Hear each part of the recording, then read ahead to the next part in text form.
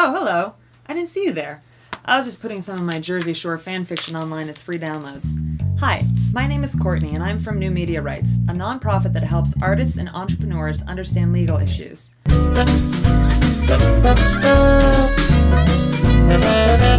You might be watching this video because you put your own fan fiction online as free downloads.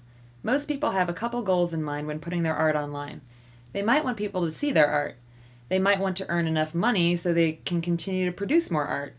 Most times, even if artists put out their own work for free, they won't let other people copy, change, or distribute the work. But there are some artists who go way beyond that and put their work into the public domain. This means they completely give up their legal rights to their work. You can even resell that public domain work if you wanted. Well, why would any sane person put their work in the public domain? This video is all about why people would give away their work and even give up the rights to their work. Reason number 1. They get extra publicity by putting stuff up for free. More people will see your work because they don't have to pay for it to figure out if it's good or not.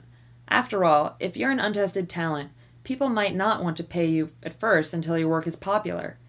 Even if you're not concerned with fame and you've just got dollar signs in your eyes, all that extra publicity can also work in your favor.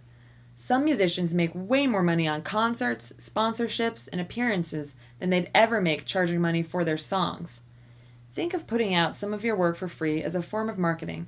If your work is awesome and people pass it around, they're doing all the promotion for you. Reason number 2, they just don't believe in copyright laws. Just because the law requires you to follow copyright laws doesn't mean you have to support them. Many vocal opponents of copyright laws don't want their work to be copyrighted because they believe that copyright laws stifle creativity.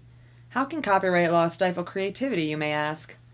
Imagine you're a recording artist and you just completed an album that you think is pretty awesome. Good for you. But now, imagine that your record label doesn't believe the album will make enough cash to justify making all that effort to produce the CD copies and then promote the album. As a result, they decide just not to release it. For many labels, profitability takes precedence over artistic merit.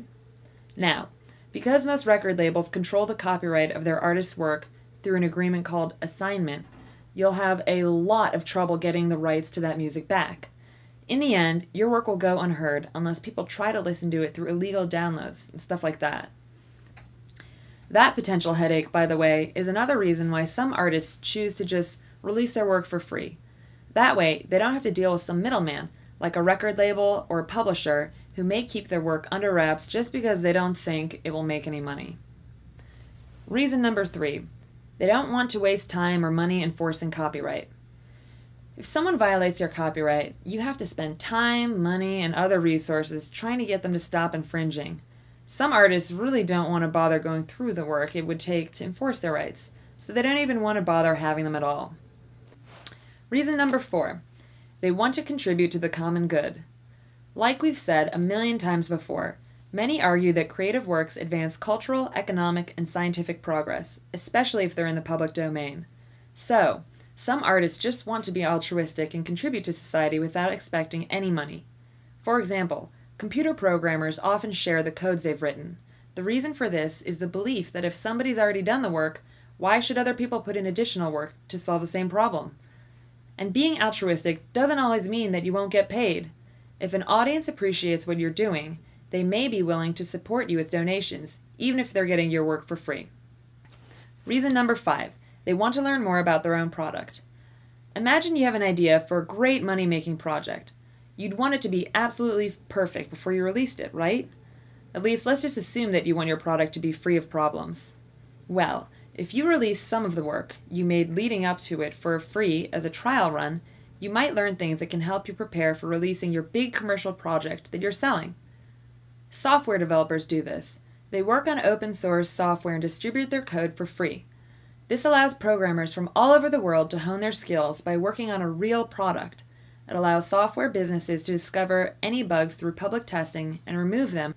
See, releasing work for free isn't always a sign of insanity. Some people want to promote themselves. Some people want to test their product. Some people just don't want the hassle of copyright laws. And some people just do it out of the kindness of their hearts. Which one are you? Speaking of doing work for free, if you like these videos, they actually need some donations to exist.